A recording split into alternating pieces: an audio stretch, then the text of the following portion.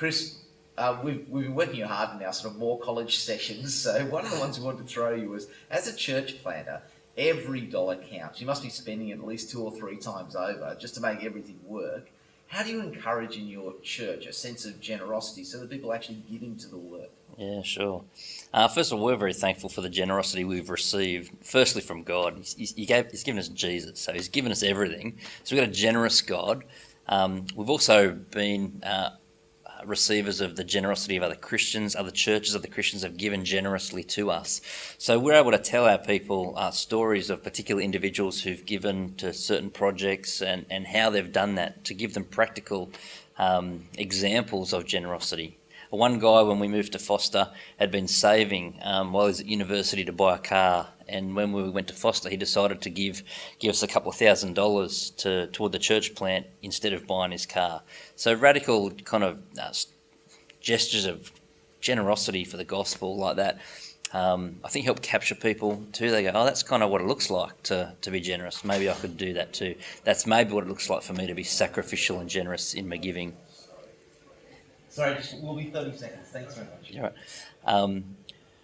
So to develop a culture of generosity at church is to remind people of God's generosity to us in Christ, to provide helpful illustrations of how other people have been generous to us, and to call them to be generous in their response to the gospel and desire to see it go out, and to give them practical avenues to give. So some people prefer to give to particular projects, so giving them opportunities to chip in to pay for rent for something, or to buy some equipment, or to help us afford our next staff member.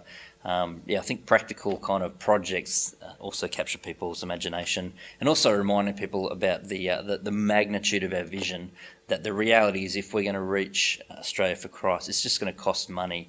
And there's some of us who God has blessed with resources for the purpose of giving him glory, and one of the ways they can do that is investing into church plants. Well, my last question for you would be, since you're trying very hard to get people to give to Coast EC and EB, how then do you find yourself in a position where you're actually giving money out? Why do you give money to Geneva Push, for example?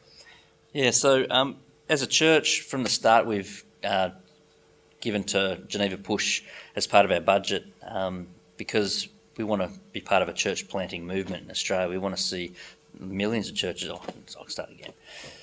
What was the question? If you're so keen to actually help people be generous and develop Coast EV, then why are you actually giving to Geneva Push? I mean, why do you see that as an important thing to do? Yeah, so right from the start, Coast EC has given a portion of our income to Geneva Push because we're committed to seeing more churches planted by gospel ministers. We want to see the gospel go out. So as a church, we're committed to church planting, and so this is part of us keeping church planting firmly on our radar and putting our money where our mouth is.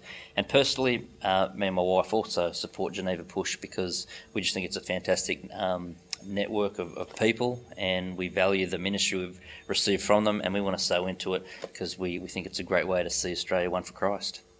Give. They're good.